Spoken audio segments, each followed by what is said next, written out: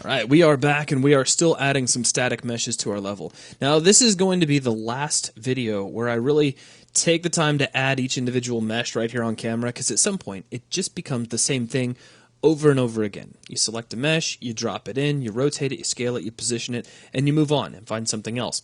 However, in this video I want to add something particular to the level, and it's something that you're not actually going to find a static mesh for.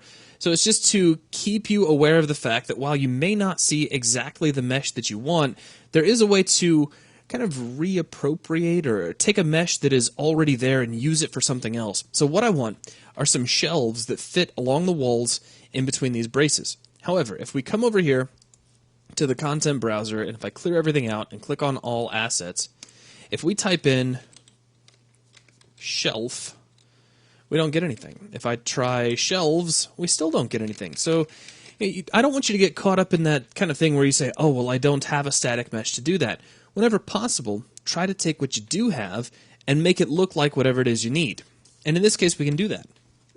So let's search for fire escape, one word. And you're going to see SHU, floors, SM, fire escape straight 256. I'm just going to grab this and drag it right here against the wall. We'll close out the content browser for the time being. And a couple of things. One, this is really big. Two, it's kind of pointed outward, and I'd like this rail to kind of run along the length of the shelf. So I'll start off over here in the top view just by rotating this guy around, like so. Now let's place it here along the inside of our support. And I'm going to lift it up into the air so it's somewhere around where this kind of metal track is here along the side of the wall. Almost like maybe it clicks right into that track. Now, I'd like to resize this so that two of these guys could fit in between our braces.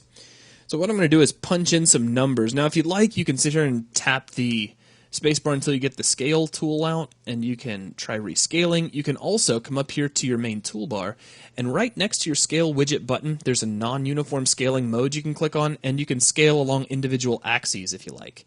So you can play with that until you get an exact value that you're looking for, but to keep things kind of moving along, I'm going to give you some actual values that you can use. In X, we're going to go with 0.8. And now remember, X is actually the second field over. In Y, we're going to go with, it's kind of a random sounding number. It's going to be 0.7493, which I did actually get with the non-uniform scaling tool. And then our last one is going to be 0.483. And what that does is that just kind of shortens this up a little bit so that the rail isn't quite so tall. Now we can tap spacebar until we get our translation widget back out. And currently, if we take a look, I'm in local mode in my reference coordinate system up here inside the main toolbar, which means if I try to drag along X and Y at the same time, the motion feels a little awkward. So if I set this back to world mode, that awkwardness goes away, and I can drag this around much more easily. So now with those scale values in, I can now hold down Alt and drag out a copy of this guy, and you'll see that the two of them will fit together very nicely right in between our braces. So that's perfect. Looks great. Now we need something to hold this up, so let's go back into the content browser, and this fire escape has its own support system, which is SHU Floors SM Fire Escape Support. I'm going to select that, close the content browser, and let's add this through the right-click method. I'm going to come over to Add Actor, Add Static Mesh, and there we go. Now currently it looks like this guy is facing entirely the wrong direction. So here in the top view, I'm going to tap the spacebar and rotate this guy around. So now he's pointed out into the level, and I'll slide him up a little bit so he's right underneath the shelf. But obviously this support is a little on the oversized side. Now once again, if you'd like to play with your non-uniform scale or punch in different numbers and try stuff, go right ahead. What I'm going to do to keep things a little bit quick in terms of the video is just give you some numbers to use. So for X, we'll leave this at 1. For Y, we will set this to 0.7. And for Z, we will use 0.5. And you can see that actually fits really nicely, so we'll slide this over right against the edge of the shelf. Now, in the top view, I'm going to hold down the Alt key and slide this over to the opposite side. So now we have a support on either side of our shelf system. Nice, quick, and easy. Now, this is just one shelf. I would like shelves in between all of our braces on both sides of the room. So I'm going to grab all of the meshes that make up this shelf system. And then here in the top view, I'll hold down Alt and we'll slide these over. And we'll just make sure those fit nicely in between the braces. And it looks pretty good right there. Now, let's grab both of these shelves. So now let's grab the braces over here. Now I'm just holding down Control and clicking as a reminder. And once I have all of these selected, let's go back up here to the top view. I'm going to hold down Alt again, drag these up in the X-axis, tap the space bar, and we'll rotate them around 180 degrees.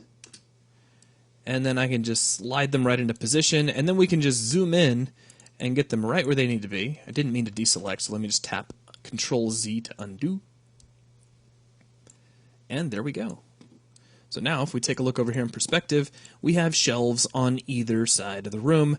Nice and quick and easy. But having shelves is really just half the battle. I would like to also add some objects to put on the shelves. So let's come here under the content browser once again. And I'm just going to search for anything that sounds like a crate. And we have this SLT Mech SM Crate Box 02A. I'm going to select that. Actually, let's go ahead and drag and drop that. It's so much easier. So we'll just drag and drop that right against the wall. Doesn't really matter where it goes. And we'll slide this up. Let's bring it out just a little bit. And I'm just going to set it down right on the surface of the shelf.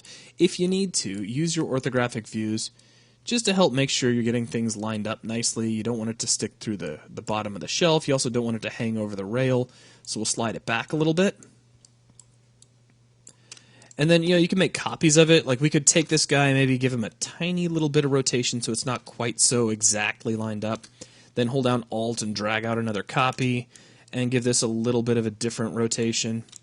Now let's grab the both of them.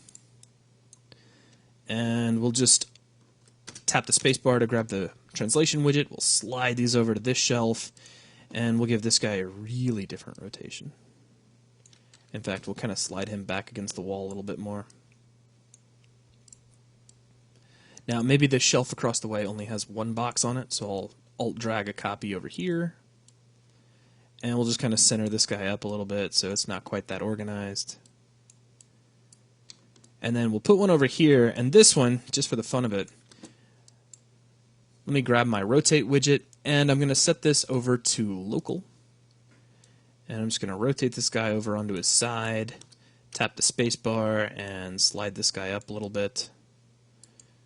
And then we'll just slide it back a little so it's not hanging over the rail. So this one actually got knocked over and it's sitting up there on its side. So there we go. We have shelves. Those shelves have objects on them. Very quick and easy to set up, and we didn't actually have any quote-unquote shelf static meshes. We ended up reusing the fire escape meshes, and I mean, now that they're set up like this, they look exactly like shelves. You'd never question it. So that is going to wrap things up for this video. Now from here on out, I'm not going to be going through and placing each individual mesh. When we come back, we're going to take a look at how we can group our static meshes together to keep track of what meshes are where. And then as we move forward, you're going to see more static meshes just kind of appear in the level, but I'll give you a breakdown as to what's included in each static mesh area so you can see how these objects were placed.